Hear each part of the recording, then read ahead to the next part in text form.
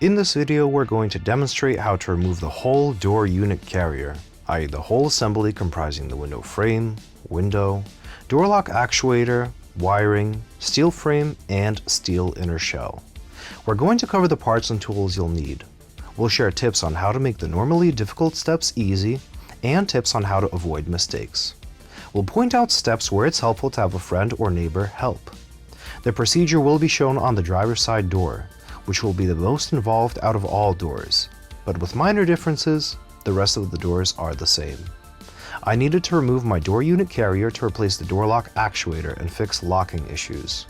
You can use this guide to gain access to the window regulator, and other essential door functions too.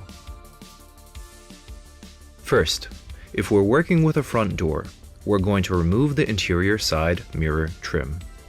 If it's the driver's side front door, then there are going to be mirror controls there, which will have an additional connector to disconnect.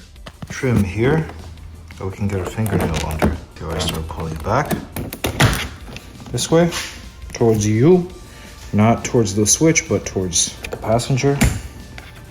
And it comes out at the bottom here. This is the plug that holds it in. This is the thing that holds it in. This is where it goes. And we get a flathead screwdriver inside of here. There we go. Just push it in here and leverage it a little, and it comes right out. And with that, the control is out.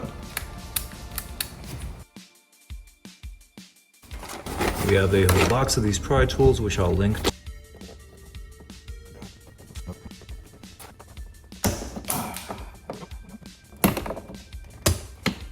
Visual inspection for damage. Looks like we're good here, and good here. Although the green clip did come off and remain at the top here. But I think that'll be fine. We don't need to put it back because it should just clip right in. Not bad so far. Now starting at the front, we're going to use some force to get this down. Careful, this is all one piece. So we're going to try and not break this plastic at the bottom here. And you might want to use a thicker spudger because this requires supposedly a decent amount of force. The finger here on the left.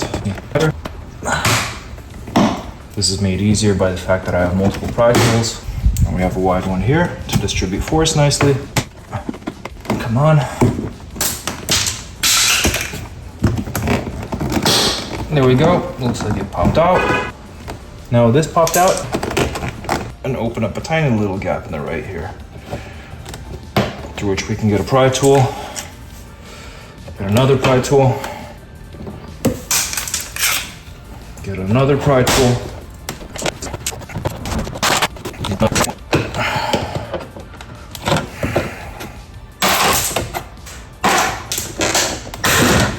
two undone, three undone, leveraging it this way. So be careful, there's a plastic clip here that breaks off. Thanks to us removing the trim, there are 4 T30s. And the way I'm getting access to it, a drill extension to a small hex socket head. And then with a small hex socket head, a T30 bit. I fit nicely into the hole. And all 4 are detached. Remove the 2 T20 screws in the carpeting at the bottom of the door. And they are T20. Since we're about to pull the door panel, I will mention now that there are electrical connectors and a cable inside, so don't yank on the door panel once we get it off. With the warning shared, at this point, the whole interior door panel can be pulled off since it's held in by plastic press-in clips. It is levered at the top, meaning the top wants to stay in, so start at the bottom, work your way up, and then lift up and out. It might take some wiggling. Mine did not immediately come out, so don't despair if yours doesn't either.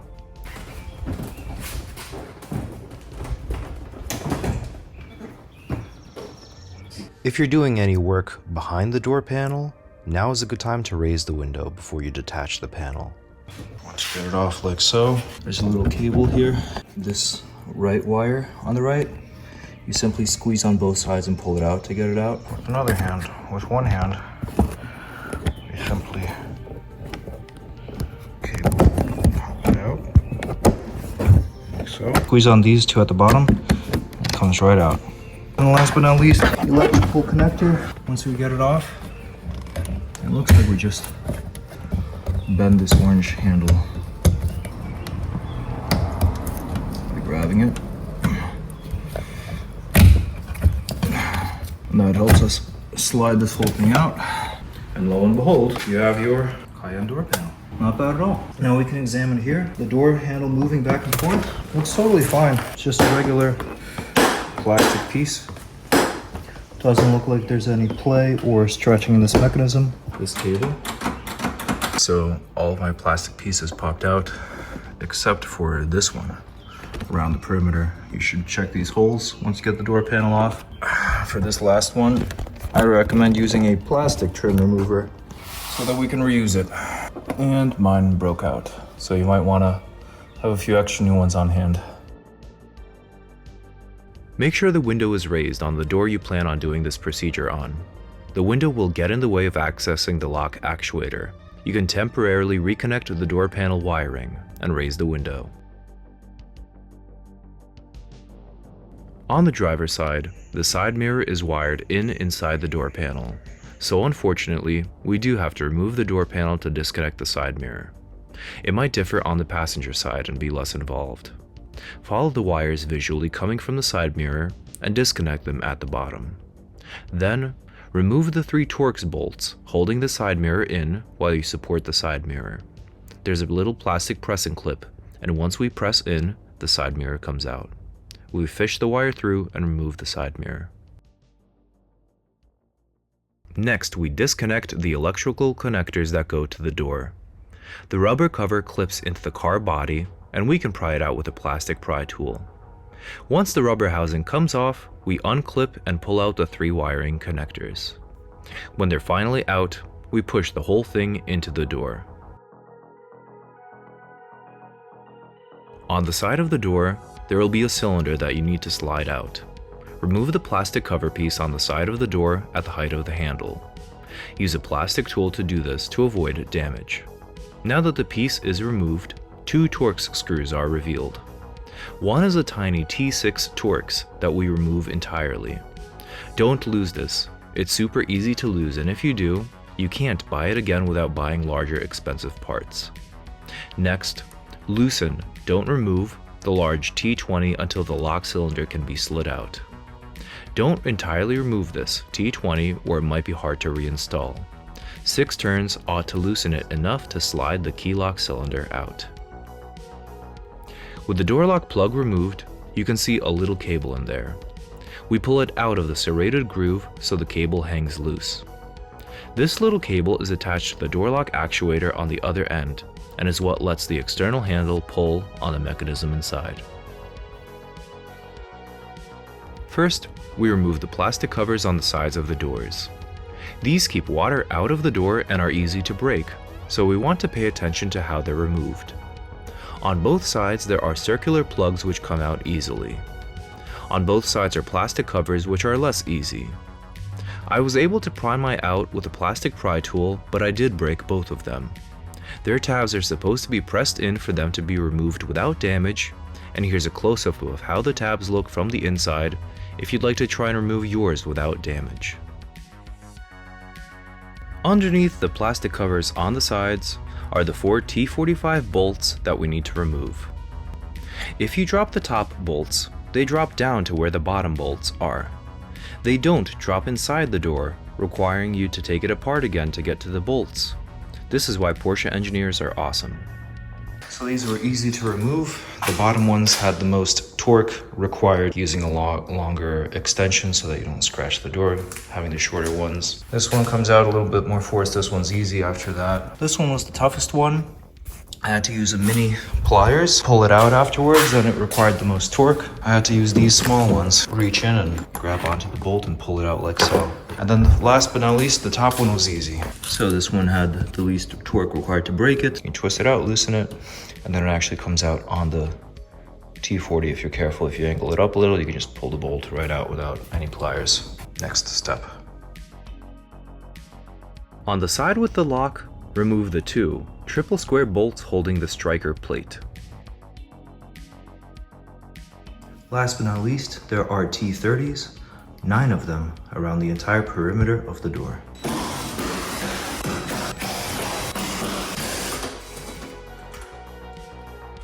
With that, the door, careful, the door will now be removable. You should call in a neighbor for help. We're going to get that side out and then this side out. Pivot it out and then slide it out. But careful, it's not really held on anything at this point. Stay safe. So my neighbor was kind enough to help me. Basically you get, as I said, the right side out first. Super exciting, by the way. And then this all comes out. The lock actuator gets stuck behind. You grab this electric side first, fish the electric wire through the hole all the way, and then you pivot and pull it off of the handle. This all comes off as one panel piece. I'm gonna carry it somewhere safe. So here's what it looks like. Outer door. There's no locking mechanism to hold it in place. These cutouts are normal for your mirror and such. And this cutout is normal as well for the pillar. So if you see that, don't freak out. So it looks like we can do an inspection for rust. Now let's get to the lock actuator. Before reinstallation, take note of the 4 corners. There's 1, 2 black thingies here, 3 black thingies, and the 4th one. So basically we're going to align this with the notches here and insert, and the little cable is going to go through the hole to where we disconnected the handle here. And when reinserting, the black wire goes through that hole. So out of respect for my neighbor, who would rather not be filmed, we did not film the reinsertion, but it wasn't too bad. You have one guy standing here on the left, one guy on the right, holding it, making sure the window rails don't flex on the thing too much. And basically you insert it the same way it went out, so you get this side more or less in. Don't stress out if it doesn't seat here on the sides. If it doesn't seat that black nub, and if this doesn't perfectly line up yet, it was like a little bit to the up and right for us. But while you're reinserting to get the lock actuator, you tape a little cable through, a long cable, and that way you can get the lock actuator lined up. While you're both holding to the door, the lock actuator is up here, you tape something to the little handle wire thingy, route it through, and then while you're pulling, gently tug this through, line it up, and then you seat the left side first, making sure this is pulled through. We're most of the way at the top. The bottom wasn't perfectly lined up at that point. And then while you still have a gap here, it's a little bit raised.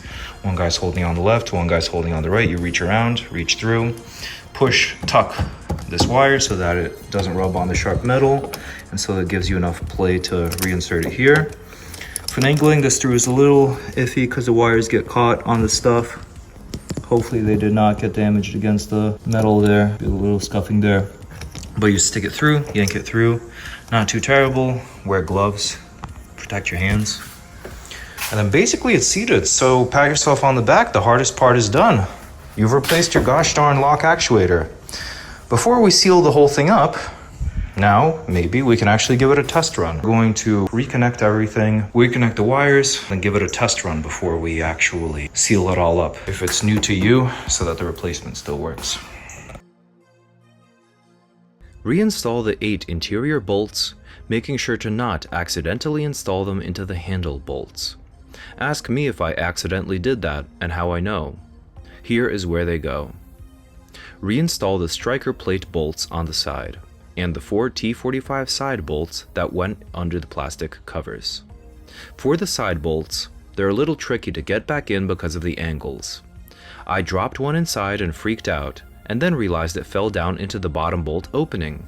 So don't be worried if this happens to you. Just simply fish them out of the bottom bolt opening. This top one takes some trial and error. Basically you have to angle it up using a singular socket when you reinsert it, balancing it on the Torx. And don't freak out if it drops down below. You can fish it out with this hole, with your finger. You can't fit more than a finger here. It took me about 4 or 5 tries, but eventually you angle it up. Just practice with your finger. Put your finger in and feel how it goes up, and then insert the bolt on the Torx head with just a Torx head. And it should thread in pretty easily.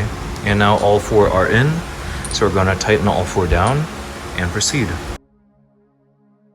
Reattach the external door handle cable with a good amount of slack. There are a few millimeters of adjustment. If it's too tight, it will not allow the lock mechanism to reset, preventing it from opening. If it's too loose, the worst case scenario is that the outside door handle will not work. That's not good, but it's not as bad as the door not opening at all. You can play around with this cable and calibrate it by holding the cable in with a finger before you put the door lock cylinder in. Once the key lock cylinder is in, tighten the bottom T20 about 6 turns. You can manually lock the door using the mechanism on the right to make sure the handle has a satisfying pull to it. Once we've done a few test runs and have made absolute sure that the door can open, only then do we reinstall the T6 at the top, do a few more test runs, and call the key lock cylinder installed. Replace the plastic cover over the 2 Torx bolts. Make sure to lock, unlock, and test a few times with the door open to make absolute sure you can reopen your door later when you finally actually close it. Retrieve your side mirror, fish the wires through the opening, and install the 3 Torx screws that hold the side mirror in position. Reconnect the side mirror wires to the power module on the door, using zip ties to hold the wires in position since we snipped the old cable hold thingies.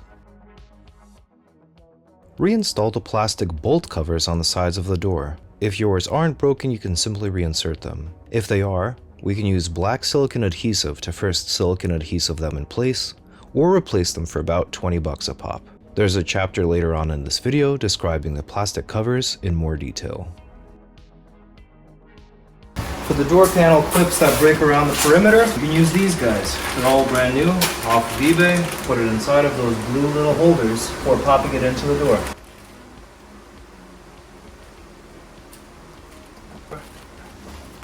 First, we reconnect the main power connector into the module in the door. Then we connect the speaker wire, and lastly we connect the inner door handle cable. Then we reseat the top of the inner door panel into the top as shown, and then when the top is in position, we press it onto the clips below. We then install the 4 Torx bolts into the armrest handle and armrest.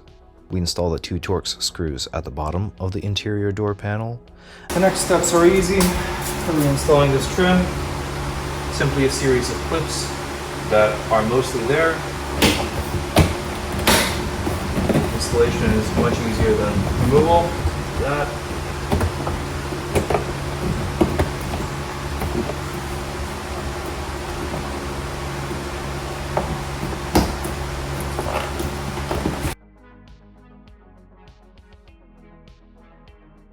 We want to reorient and reinsert the side mirror trim. It helps to have the window down to properly reinsert it. It takes a bit of wrestling with the plastic to get it to seat properly. Reconnect the connector and reinsert the side mirror trim.